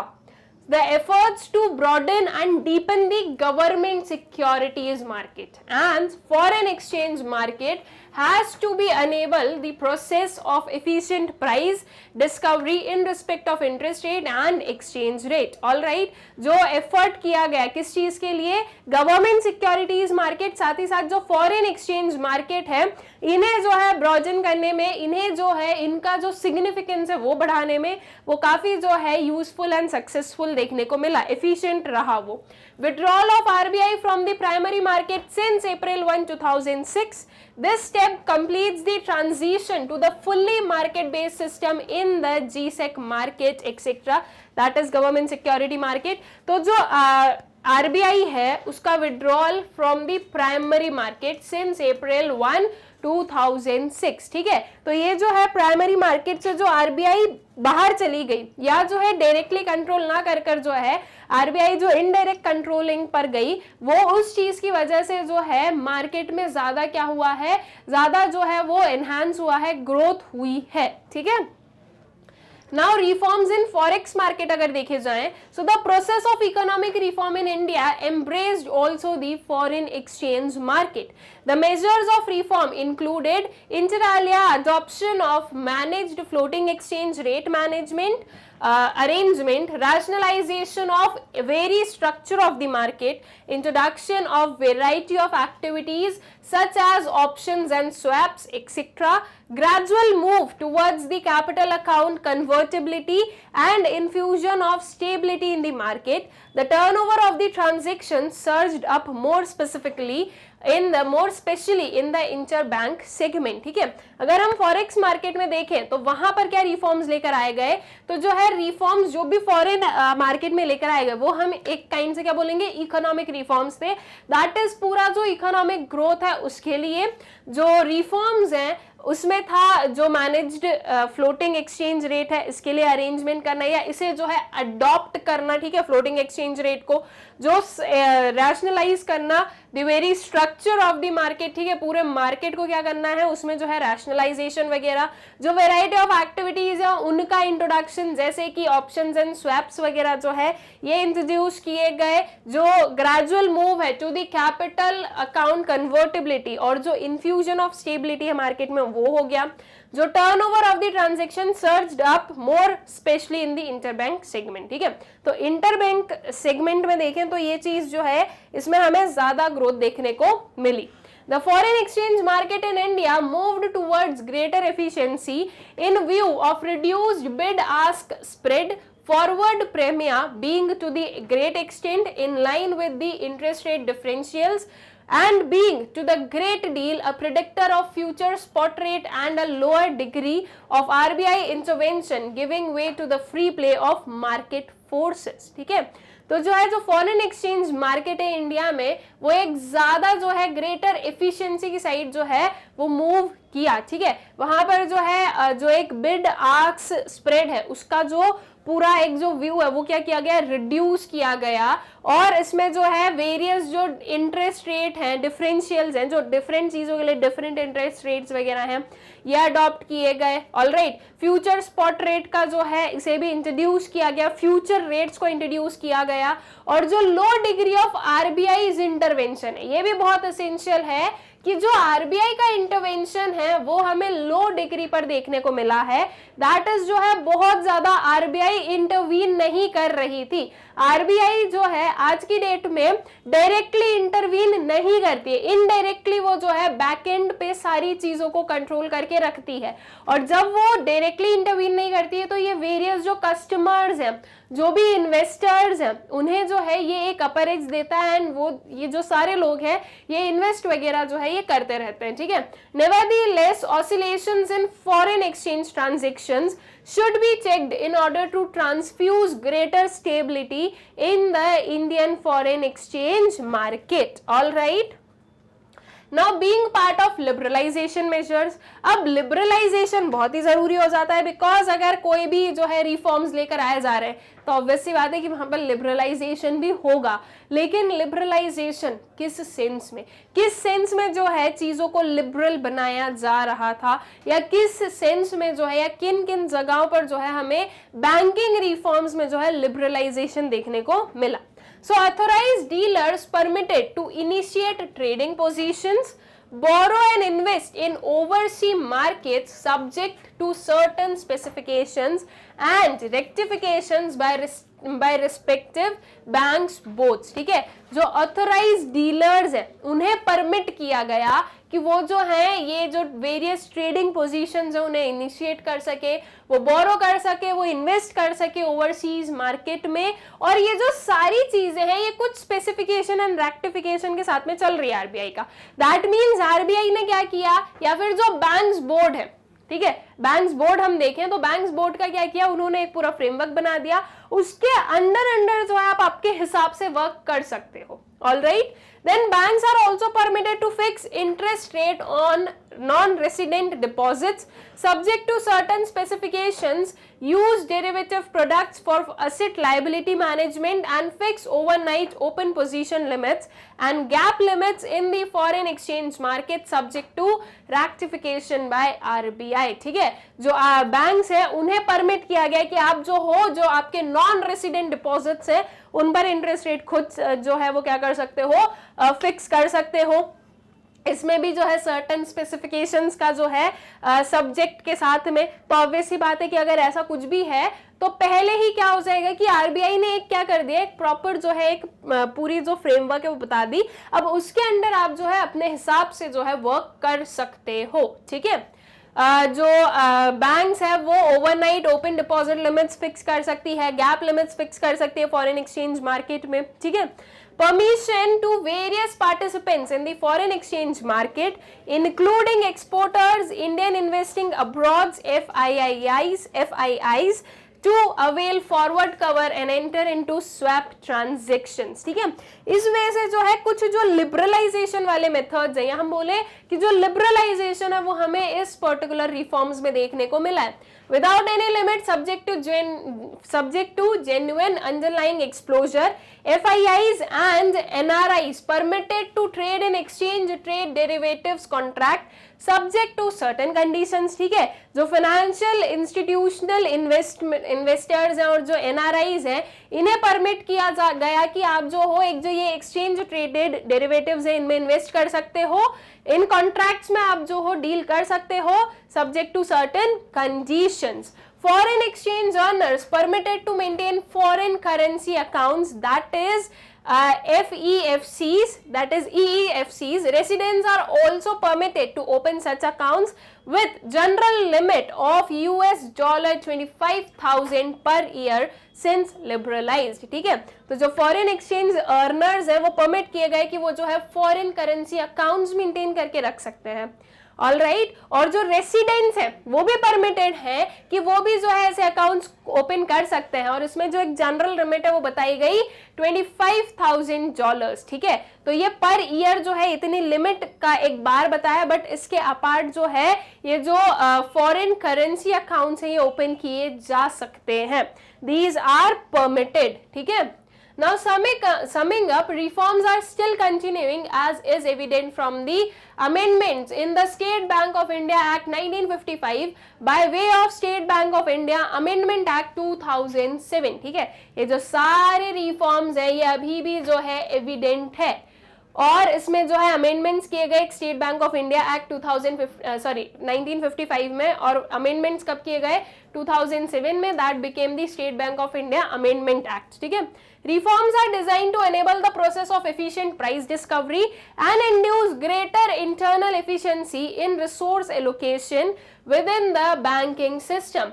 Reforms in the monetary policy framework were aimed at providing operational flexibility to the RBI in its conduct of monetary policy by relaxing the constraints imposed by passive monetization of FISC। ठीक है, so basically यहाँ पर जो है क्या हो गया, concluding part हो गया कि जो रिफॉर्म्स है वो कैसे हेल्पफुल रहे हैं, किस वे में हेल्पफुल रहे हैं, और इससे हमें ये भी पता चला कि ये जो सारे रिफॉर्म्स हैं या ये जो रिफॉर्म्स वगैरह हैं ये अभी भी क्या है, ये अभी भी जो है एविडेंट है, ये आज भी जो है हमें देखने को मिलते हैं। ये जो रिफॉर्म्स में चेंजेस किए गए वो आज भी प्रिवलेंट है। ठीक है, now comes the financial sector development council, जो हमारा इस पर्टिकुलर टॉपिक का सेकेंड वाला पार्ट है। फर्स्ट वाला पार्ट जो है वो हम लोगों ने कंप्लीट कर लिया, that is financial sector legislative reforms. अब जो है इसके सेकेंड पार्ट पे आते हैं, that is financial sector development council. देखिए आप लोगों को जो है इसमें जो वेरियस हम लोगों ने हेड्स में रिफॉर्म्स पढ़े हैं वो आप लोगों को अच्छे से पता होना चाहिए। आप लोगों से सीधे सीधे जो है ऐसे भी क्वेश्चन पूछे जा सकते हैं कि आपको एक रिफॉर्म दे दिया, दैट इज की जो इंटरेस्ट रेट है उसमें जो है चेंजेस या उसमें जो रिफॉर्म किया गया वो किस पर्टिकुलर टाइप ऑफ रिफॉर्म के अंडर आता है। So your answer would be the monetary reforms, ठीक है। सो इस वे से जो है, या रिफॉर्म्स इन मॉनेटरी पॉलिसी इस वे से भी हम बोल सकते हैं। तो इस वे से जो है आप लोगों को प्रॉपरली जो है पता होना चाहिए कि कौन सा रिफॉर्म किसके अंडर है, या किस रिफॉर्म में क्या क्या चेंजेस किए गए। ये सारी चीजें जो है आप लोगों को अच्छे से जो है पता होनी चाहिए। Now comes the Financial Sector Development Council. So financial sector regulation is a vital service for bringing healthy and efficient financial system in the economy. Financial Sector Development Council was constituted in December 2010. Properly याद रखिएगा कि जो financial sector development council है, ये कब setup हुआ? ये setup हुआ दिसंबर 2010 में, ठीक है। और ये फाइनेंशियल सेक्टर का जो रेगुलेशन है, ये बहुत ही ज्यादा वाइटल जो क्या है प्रोसेस है, राइट। बिकॉज ऑब्वियस सी बात है, अगर जो है कंट्री में अगर फाइनेंशियल सेक्टर जो है अगर उसे प्रॉपरली रेगुलेट कर लिया तो बाकी सारी की जो चीजें हैं वो तो बिल्कुल जो है इफेक्टिवली वर्क कर लेंगी, राइट। सो इसलिए जो है ये काफी वाइटल सर्विस है in bringing the healthy and efficient financial system in the economy. There are different regulators for various segments of financial sector like RBI for commercial banks and NBFCs, SEBI for capital market, IRDA for insurance, PFRDA for pension funds, etc. अब क्या है कि हम लोग बिल्कुल देखते हैं कि अलग अलग सेक्टर के लिए क्या है, अलग अलग रेगुलेटर्स है, राइट। सारे ही जो अलग अलग सेक्टर्स हैं वो उनके अपने रिस्पेक्टिव रेगुलेटर्स के अकॉर्डिंग वर्क करते हैं। ऑब्वियस सी बात है कि इतना बड़ा मार्केट है और इतने बड़े मार्केट में इतने सारे जो है सेक्टर्स हैं, इतने सारे प्रोडक्ट्स हैं, तो एक एजेंसी जो है वो सभी को मैनेज या रेगुलेट नहीं कर पाएगी प्रॉपरली। इसलिए क्या किया गया, डिविजन्स किए गए। इंश्योरेंस सेक्टर अलग बना दिया, बैंकिंग सेक्टर अलग बना दिया, और जो है दोनों के जो रेगुलेटर्स है वो अलग बना दिए, ताकि जो है प्रॉपर फंक्शनिंग हो, कोई भी प्रॉब्लम ना आए, एंड कहीं पर भी जो है हमें कोई भी काइंड ऑफ लेक्यूनास देखने को ना मिले। The primary objective of FSDC, that is Financial Sector Development Council, is to strengthen and institutionalize mechanism for maintaining financial stability, promoting financial sector development and enhancing internal regulatory coordination, ठीक है। तो इसका जो primary objective है वो क्या हो गया कि जो स्ट्रेंथन करना और इंस्टीट्यूशनलाइज करना वेरियस जो सारी चीजें हैं, फाइनेंशियल स्टेबिलिटी लेकर आना, जो फाइनेंशियल सेक्टर डेवलपमेंट है इसे प्रमोट करना, जो इंटरनल रेगुलेटरी कोऑर्डिनेशन है उसे एनहांस करना, तो ये सारी चीजें जो है ये इसके प्राइमरी ऑब्जेक्टिव्स है। At the same time, there should be coordination among these financial sector regulators to ensure better efficiency as well as for providing overlapping of functions. अब ऑब्वियस सी बात है कि जैसे ये अलग अलग सेक्टर्स हैं तो इन सब के एक एक रेगुलेटर्स हैं, लेकिन इन सारे रेगुलेटर्स जो हैं उनका भी एक पर्टिकुलर क्या होना चाहिए, रेगुलेटर होना चाहिए, एक पर्टिकुलर जो है एक मैनेजमेंट होना चाहिए, जहां पर ये जो सारे सेक्टर्स के रेगुलेटर्स हैं ये एक साथ में मिलेंगे, इनकी जो भी वेरियस फंक्शनिंग है, जो भी इनके आइडियाज होंगे ये सारे वहां पर जो है डॉट डाउन किए जाएंगे और जो चीजें हैं वो आगे कैरी फॉरवर्ड की जाएंगी, ठीक है, ताकि कोई भी काइंड ऑफ जो है मिसमैनेजमेंट ना हो, मिस कम्युनिकेशन ना हो, कोई भी फंक्शन जो है वो ओवरलैप ना हो। तो इसके लिए इन सारे रेगुलेटर्स का भी क्या बनाया गया, एक रेगुलेटर बनाया गया, ठीक है, या एक रेगुलेटर होने की क्या है जरूरत है। So the government of India that is GOI in direction has set up Financial Stability and Development Council, that is FSDC, on December 2010 with the FM, that is Finance Minister, as the chairman. It is not a statutory body, ठीक है। तो इसी के लिए क्या किया गया, एक financial stability and development council जो है ये सेटअप किया गया। इसके चेयरमैन जो है वो जो भी फाइनेंस मिनिस्टर रहेंगे वो उसके चेयरमैन रहते हैं, ठीक है। सो दैट कि ये जो सारे सेक्टर्स एक साथ में मीट करते हैं और वहां पर जो है पूरी जो कंट्री की फाइनेंशियल सिस्टम है वो क्या की जाती है, वो वहां पर एनालाइज की जाती है, उसके बारे में चीजें जो है वो समझी जाती हैं। नाउ कंपोजिशन ऑफ FSDC के कंपोजिशन, दैट मीन्स इसमें कौन कौन जो है मेंबर्स होने वाले हैं। So the chairman of the council is the finance minister and its members include, chairman हमेशा फाइनेंस मिनिस्टर रहेगा एंड मेंबर्स देखें हम लोग, so heads of financial sector regulators that is RBI, SEBI, IRDAI and PFRDA, ठीक है। तो इनके जो हेड्स हैं, आरबीआई के गवर्नर, ऑलराइट, सेबी के जो है गवर्नर, चेयरमैन, ये जो हेड्स हैं ये क्या रहेंगे, ये वहां पर इंक्लूडेड रहेंगे। फाइनेंस सेक्रेटरी एंड और सेक्रेटरी, जो फाइनेंस सेक्रेटरी है वो वहां पर रहेंगे, उसके मेंबर रहने वाले हैं। Secretaries of department of economic affairs, department of financial services, revenue department and ministry of information technology. तो ये सारे जो हैं, इन सबके जो सेक्रेटरीज हैं ये भी इसके मेंबर रहते हैं। Chairman of the insolvency and bankruptcy board in India, all right. Chief economic adviser, आप लोग जो है मेंबर्स पर जरूर ध्यान देना कि कौन कौन मेंबर्स हैं, इन पर क्वेश्चंस बन सकते हैं। तो ये जो है ये सारे मेंबर्स होने वाले हैं of the FSDC, and chairman जो है वो फाइनेंस मिनिस्टर रहेंगे। देन फंक्शंस क्या है एफएसडीसी के, so to strengthen and institutionalise the mechanism for maintaining financial stability and development. बहुत ही सिंपल है कि स्ट्रेंथन करना और इंस्टीट्यूशनलाइज करना ये जो फाइनेंशियल स्टेबिलिटी और डेवलपमेंट है इसे। Monitoring of macro prudential supervision of the economy including the functions of large financial conglomerates, ठीक है। जो मैक्रो प्रूडेंशियल सुपरविजन जो है ये मॉनिटर करना और ये प्रोवाइड करना, ताकि जो है सारे जो फाइनेंशियल सेक्टर्स हैं ये प्रॉपरली क्या कर सके, वर्क कर सके। To enhance inter regulatory coordination, ठीक है। वेरियस जो सेक्टर्स है उनके बीच में भी क्या होना, एक प्रॉपर कोऑर्डिनेशन हो रहा और इंटर रेगुलेटरी होना, कि जैसे कि देख रहे हैं कि यार इंश्योरेंस में ये चीज हमें देखने को मिल रही है, वहीं बैंकिंग सेक्टर में ये देख रहे हैं, इन दोनों को थोड़ा सा रिलेट कर दे तो ज्यादा अच्छा प्रोडक्ट बन सकता है। तो उस वजह से जो है इंटर रेगुलेटरी जो है कोऑर्डिनेशन को स्टेबलाइज करना, उसे एनहांस करना। Focus on financial literacy and financial inclusion, ठीक है। बहुत ही सिंपल सी चीज है कि सारी चीजें जो है financial inclusion and financial literacy की साइड तो लेकर जाएंगी ही, तो इन चीजों पर फोकस करना। Now what are the wings of FSDC, wings मतलब कि इनके जो वेरियस सेक्शंस हैं, सेक्टर्स हैं, वो क्या हो गए। सो सबसे पहले आता है एफएसडीसी सब committee. So an important wing of the FSDC in terms of financial responsibility is the subcommittee chaired by the governor of the RBI. It meets more often than the full council. All the members of FSDC are also the members of subcommittee. Additionally, all 4 deputy governors of RBI and additional secretary, DEA, that is Economic Affairs, Department of Economic Affairs, in charge of FSDC are also members of the subcommittee, ठीक है। तो सब committee जो है ये इनका क्या हो गया, ये इनका जो बहुत ही इंपॉर्टेंट विंग है वो हो जाता है of the FSDC, that is the सब कमिटी। और सब कमिटी जो है ये चेयर्ड रहती है by the governor of RBI, ठीक है। यहाँ पर चेयरपर्सन याद रखिएगा, that is the governor of RBI.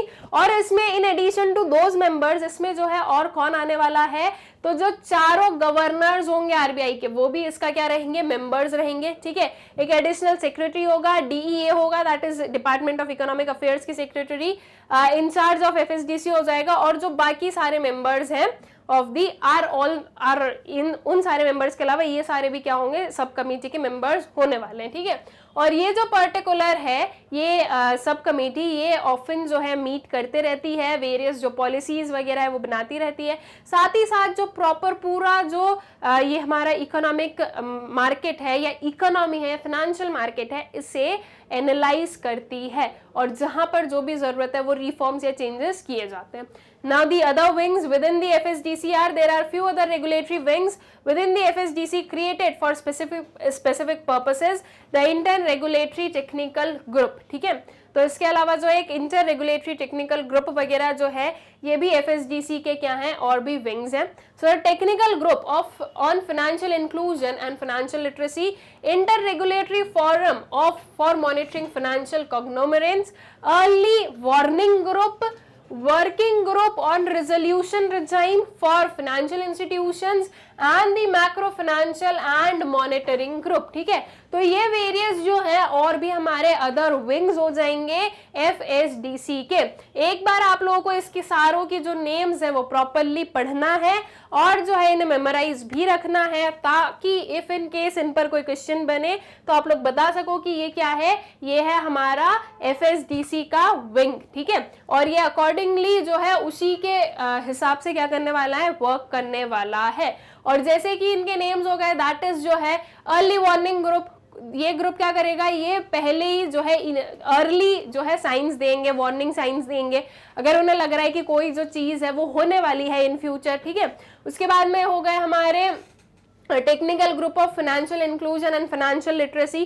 तो ये जो सारे ग्रुप्स है इनके पास में बेसिकली क्या हो गया कि अपना एक एक काम हो गया, वो उस पर्टिकुलर सेक्शन को या उस पर्टिकुलर सेक्टर को अच्छे से स्टडी करते हैं और सारी चीजें एनालाइज करते हैं, and then they go for the they make various reports, और उन रिपोर्ट्स वगैरह को जो है सभी लोगों के सामने पब्लिश किया जाता है, उन्हें बताया जाता है। ठीक है, then comes the inter regulatory technical group, that is IRTG. So the group is a technical one set up in September 2011.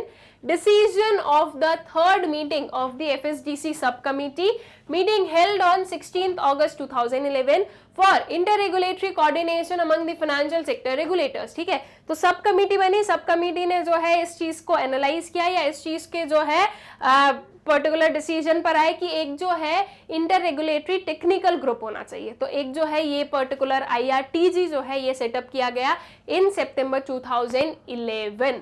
This is headed by ED in charge of financial stability, RBI and the members being ED, CGM level officers of the other regulators.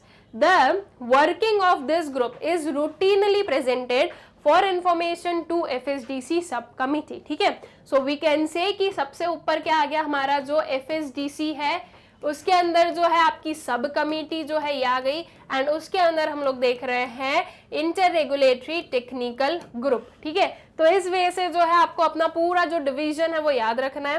अब जो आपका IRTG है, इसका जो head है, इसके जो chairman रहेंगे, इसे हम क्या बोलेंगे या ये कौन रहने वाले हैं, that would be the ED in charge of financial stability, और RBI और जो मेंबर्स बीइंग ED है ये सारे क्या रहेंगे, ये इनके जो मेंबर्स हैं इस पर्टिकुलर ग्रुप के वो रहने वाले हैं।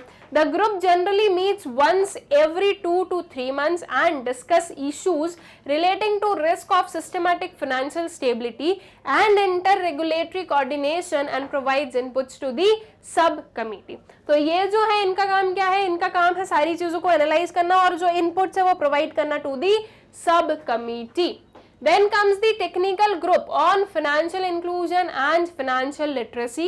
So technical group of financial inclusion and financial literacy has been set up in November 2011. Decision of the third meeting of the FSDC subcommittee meeting held on 16th August 2011. ठीक है, the group is chaired by DG, RBI in charge of financial stability and has representatives from all regulators at the levels of ED or CGM as well as from DEA and DFS at the level of joint secretary. ठीक, तो ये कब setup हुआ, ये भी जो है 2011 में ही सेटअप हुआ है विद द एडवाइस, या फिर हम ये बोले कि विद द डिसीजन ऑफ सब committee. Alright, then inter-regulatory forum for monitoring financial conglomerate, that is IRFC. ठीक है, so the institutional structure for the oversight and monitoring of financial conglomerate, that is FCs, in the form of an inter-regulatory forum modeled around the deal regulator principle has been set up in August 2012. ये जो है 2012 में setup हुआ, and basically जो है इसका काम क्या है इस पर्टिकुलर जो है विंग का, सो ये मॉनिटर करेंगे जो फाइनेंशियल कॉग्लोमेरेट्स हैं उन्हें, और ये एक इंटर रेगुलेटरी फोरम के जो है वे में वर्क करने वाले हैं। FSDC सब committee 6th meeting held in 19th March 2012, ठीक है, held on 19th March 2012. The IFRFC is headed by deputy governor. All right, इसको कौन जो है हेड करता है IFRFC को, so that is governed by the deputy governor. RBI in charge of the Department of Banking Supervision and other members are senior representatives of all the sectoral regulators at the level of executive directors, that is RBI, SEBI, IRDAI and PFRDA, ठीक है। तो इन सब के जो executive directors हैं वो इसके member होने वाले हैं, प्लस आरबीआई के जो डिपार्टमेंट ऑफ बैंकिंग सुपरविजन के इंचार्ज हैं वो, ठीक है। तो ये सारे जो हैं ये मेंबर्स होंगे of IFRFC, alright. Then working groups on resolution regime for financial institution. So the working group is set up in order to examine and assess the current gaps with the FSB's key attributes in the Indian resolution framework for the financial sector as a whole and recommend the legislative changes needed to address such gaps as also the required steps with the anticipated timelines, ठीक है। So जो working group resolution regime है for financial institution, इसका क्या काम है? इसका काम है कि जो भी particular gap आ गए हैं various जो financial institutions है उनके बीच में, उसे resolve करना, ठीक है। एंड जो है प्रॉपर फंक्शनिंग के लिए क्या करना है? हेल्प करना। जो भी लेजिस्लेटिव चेंजेस रिक्वायर्ड है किसी भी गैप से रिलेटेड, किसी भी गैप को एड्रेस करने से रिलेटेड, उसे जो है रिकमेंड करना, ये काम है इस वर्किंग ग्रुप का। Accordingly the RBI in January 2013 constituted a high level working group with deputy governor, RBI as chairperson and secretary, Department of Economic Affairs, Ministry of Finance, Government of India as co-chairperson, ठीक है। तो ये RBI ने इस particular group को कब जो है सेटअप किया, या हम बोलें कि जो सब कमिटी वगैरह इनसे कब ये सेटअप किया गया? इन जनवरी 2013। इसमें जो है ये एक हाई लेवल वर्किंग ग्रुप जो है ये सेटअप किया गया है, जिसमें कि डेप्यूटी गवर्नर आरबीआई जो है वो चेयरपर्सन है एंड बाकी जो को चेयरपर्सन है वो ये सारे हमारे जो हेड्स हैं ये बन जाते हैं, all right. Then the mandate of the group is to examine the existing resolution regime or framework for the entire financial sector as a whole and identify the current gaps in the national resolution regime framework with the Financial Stability Board key attributes. With this background, the group would recommend changes in the legal framework to facilitate the required resolution regime including cross-border resolutions, ठीक है। So basically जो है ये जो group है ये resolution से related जो है ग्रुप है, जो कि various kind of जो resolution है जो कि required है उन सारे को recommend करना and उसका proper implementation करना, ये सारी चीजें जो है ये इस ग्रुप का क्या हो जाएगा? काम हो जाता है। Then macro financial monitoring group, that is MFMG. So a macro financial monitoring group chaired by the chief economic advisor was set up in 16th May 2012, ठीक है। ऑन 16th May 2012 जो है मैक्रो फाइनेंशियल मॉनिटरिंग ग्रुप जो है वो setup किया गया। सभी के ईयर्स विथ मंथ याद रखना है आप लोगों को। Which meets regularly the DEA, that is department of economic affairs, to discuss any specific emergent issues, ठीक है। कोई भी स्पेसिफिक इमरजेंट इशू, ठीक है, कोई भी लग रहा है कि ये इशू जो है ये इमर्ज हो रहा है, ये हो सकता है, तो उसे डिस्कस करना, ठीक है, with the department of economic affairs. This group has representation from all the departments of the Ministry of Finance. It aims at keeping track of the macroeconomic and financial departments, identifying vulnerabilities and providing early warning signals, ठीक है। जो early warning signals देने का काम है वो यही जो है ये ग्रुप करता है, ये यही जो है विंग करता है, that is macro financial monitoring group. The group discusses the macro financial situation essentially based on the information obtained from various anchor divisions on important macroeconomic and financial variables. The FSDC Secretariat presents some highlights of global and domestic developments for the information of members. All right. So इसका basically काम जो है वो यही है कि जो है एक रेगुलर बेसिस पर डिपार्टमेंट ऑफ इकोनॉमिक अफेयर्स जो है उनसे अपनी जो है रेगुलर मीटिंग करना एंड जो भी इमरजेंट इश्यूज हैं उन पर जो है डिस्कस करना, उन पर जो भी चीजें रिक्वायर्ड है वो वहां पर जो है रिकमेंड की जाती है, देखी जाती है या उन पर जो है स्टेप्स लिए जाते हैं। Then early warning groups, a group was set up by the FSDC subcommittee in June 2012. 6th FSDC subcommittee meeting held on March 19th 2012 to coordinate the response of GOI or the regulators in time of crisis situation. It is chaired by DG, RBI in charge of Financial Markets Department. It has joint secretary level representatives from DEA and DFS as members. ठीक है, so basically ये जो है ये setup हुआ in June 2012, जो कि coordinate कर रहा है गवर्नमेंट ऑफ इंडिया या फिर जो भी रेगुलेटर्स हैं उनके साथ में, जो भी क्राइसिस वाली सिचुएशन है उसमें, ठीक है, जो भी क्राइसिस वाली सिचुएशन है उसमें प्रॉपरली जो है कोऑर्डिनेट कर जो भी रिक्वायर्ड चीजें हैं वो अंडरटेक करना. Then crisis prevention and monitoring framework, that is CPMF. So it encompasses inter alia collaborating with and assisting the regulatory authorities and the other stakeholders in identifying and mitigating the emerging threats of financial and macroeconomic stability, and in the event of the crisis taking all the necessary steps to mitigate its impact on the financial markets as well as the real sector. ठीक है, सो जो crisis prevention and monitoring framework है इसका जो काम है वो क्या है, कोलैबोरेट करना, असिस्ट करना जो वेरियस रेगुलेटरी अथॉरिटीज हैं उन्हें और जो दूसरे अदर स्टेक होल्डर्स हैं उन्हें, किस चीज में, identifying and mitigating the emerging threats to financial and macro economic stability. ठीक है, और जो है आइडेंटिफाई करना, मिटिगेट करना जो भी आने वाले अराइजिंग जो भी थ्रेट्स वगैरह हैं उन्हें, जो भी इवेंट ऑफ क्राइसिस हो गए उनमें जो है प्रॉपर नेसेसरी स्टेप्स वगैरह लेना, ये सारी चीजें. It highlights the prevention aspect part from the management facet.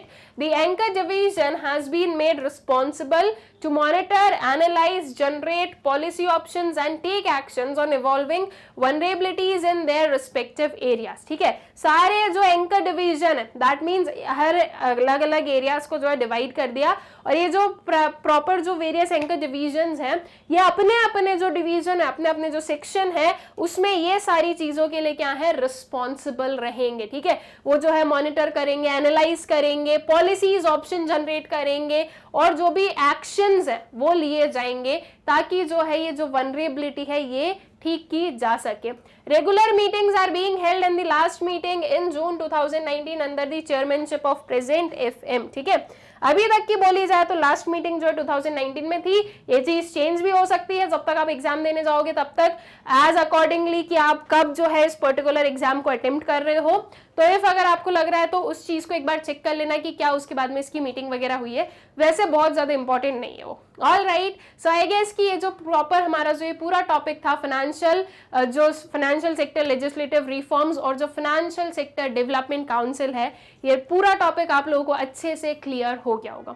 With this हम लोग इस वीडियो के एंड पर आ जाते हैं, लेकिन इसे एंड करने से पहले एक छोटी सी चीज और समझ लेते हैं. दैट इज ये जो हमारे सारे वीडियोस है ये आप बहुत ही इजीली हमारा जो यूट्यूब चैनल है मैग्नेट ब्रेन्स कंपटीशन, वहां से तो एक्सेस कर ही सकते हैं, लेकिन उसके अपार्ट आप लोग ये जो सारे वीडियोस हैं इन्हें बिल्कुल सिस्टमैटिक मैनर में वेबसाइट से भी एक्सेस कर सकते हैं, मैग्नेट ब्रेन्स की ऑफिशियल वेबसाइट से.